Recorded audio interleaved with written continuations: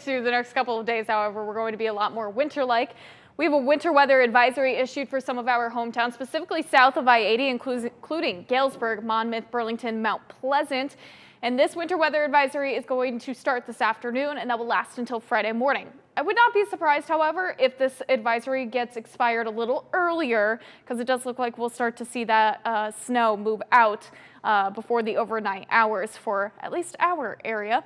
Right now we do have a lot of dry air that we're working with, and we're tracking in a few light snow showers so far this morning just out to our west, though a lot of the snow showers have fizzled out once it's reached our hometowns because of that dry air. Also, the reason why we're kind of shoving this thing a little more down to our south, because we do have that dry air that is working in. A lot of heavy snow, though, so far working into Missouri so far this morning.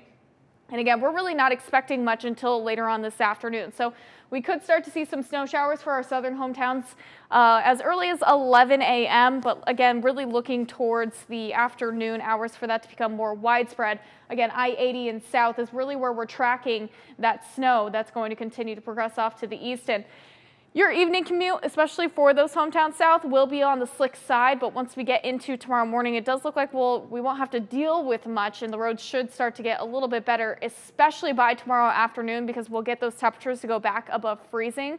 Still a little bit on the below normal side. We'll only be in the mid-30s. Going to be breezy, but we should get some peaks of sun too for Friday afternoon. There's a look at that snowfall potential. Could see maybe a dusting for areas nearing that Highway 30 corridor, but Quad Cities only about dusting to maybe an inch, and 1 to 2 inches for those hometowns that are near that winter weather advisory. Wouldn't be surprised if there's maybe a pocket or two of 3 inches, especially for those hometowns that are farther south towards Peoria.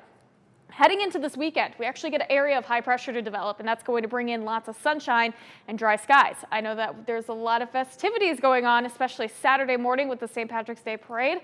So if you're heading out there, you definitely need to bundle up. Those temperatures Saturday morning will likely be in the single digits.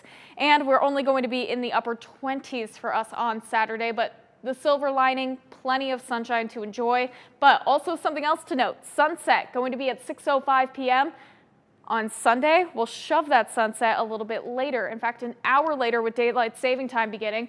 And that means we're going to get more daytime heating really following suit. Actually, we're going to bring back spring-like temperatures for Sunday, heading into the mid-50s. That will continue for the new work week, and we could even be nearing 70 degrees by Wednesday. We just have to get through the next few days.